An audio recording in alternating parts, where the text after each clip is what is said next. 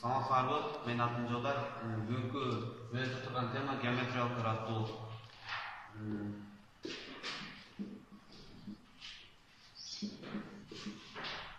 Мисалы, сандарга карап геометриянын ыраттуулугун түшүнсөк болот.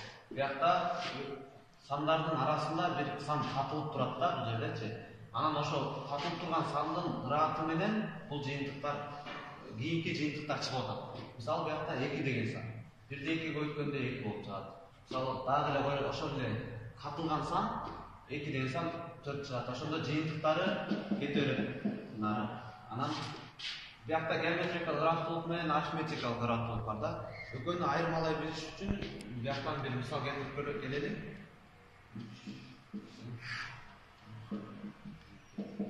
Бияктан экөөнүн айырмасы бияктан көбөйтүү болуп атат, бияктан кошуу болуп атат да. Бияктан ошо катылган сан 3 болуп атат.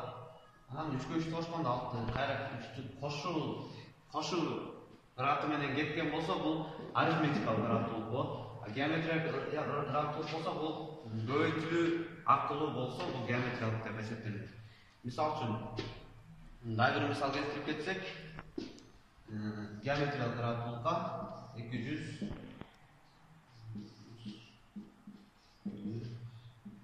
мисалы муну алып көрсөк.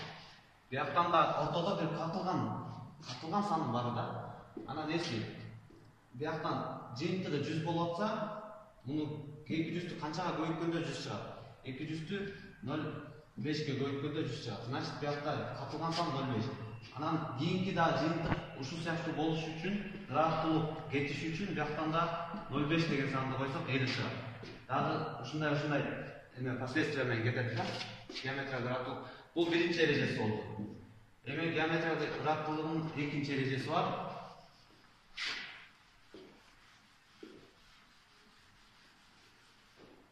Экинчи эрежеси формуласын жазып кетели. Формуласы бул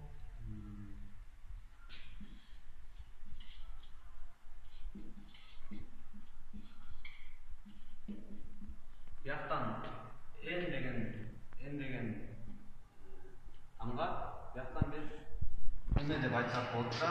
Бул деген ырат бир сан деп айтсак болот. Бул сан негизги сан десек болот. Могу биринчи дегени ошо ыраты менен кеткен жыйынтыктардын биринчи саны десек болот. Мисалы үчүн, жанагы эле 3 менен, жок, 2 менен 2, 4, 8 алган болсок, бул ошо биринчи саны деп эсептелет. Бул болсо экинчи, бул 3 болуп саналат да. Анан Q деген бул ошо катылган сан, ортодогу экөөнүн иретинде катылган сан, бул Q деп эсептелет. Мисалы, бул жерде катылган сан 2 болсо, Q бул 2 деп эсептелет да. Эми ушуга мисал келтирип көрөлү. Мисал келтирип көрсөк, бияктан бир геометриялык ыраттуулук сандарды алалы. 2, 6, 18 деген санды алып көрөлү. Эми бизге суроо берилип атат да, бияктанчы.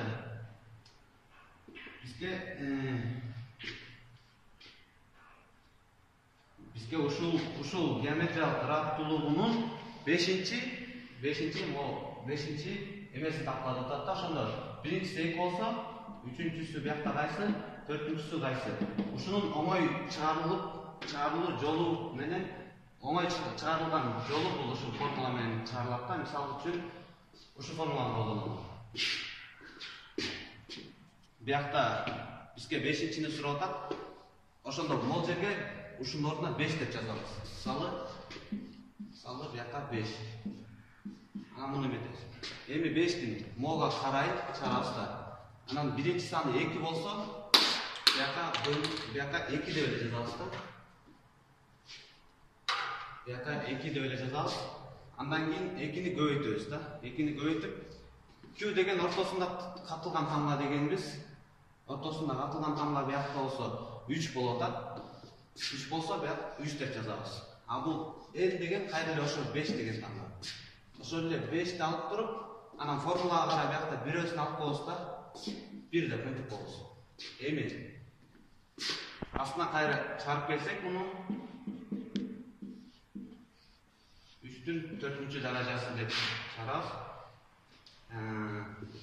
Ошондо бияктан жыйынтык чыгат да, 2 көбөйтүлгөн 3'tün 4. darajасы 81.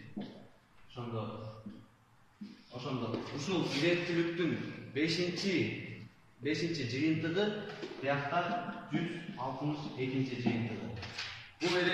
Бул эреже менен биз деген ушу иреттүүлүктүн канчанчы жыйынтыгын табып эмете алабыз. Мисалы 10-чу жыйынтыгын сиздер мисалы мынтип чыгарып отурбай, бул формула менен 10-чу жыйынтыгын, 20-чы, 100-чү ошончо жыйынтыгын бир формула менен оңой жол менен чыгарсаңар болот. Рахмат, окуганыңар үчүн.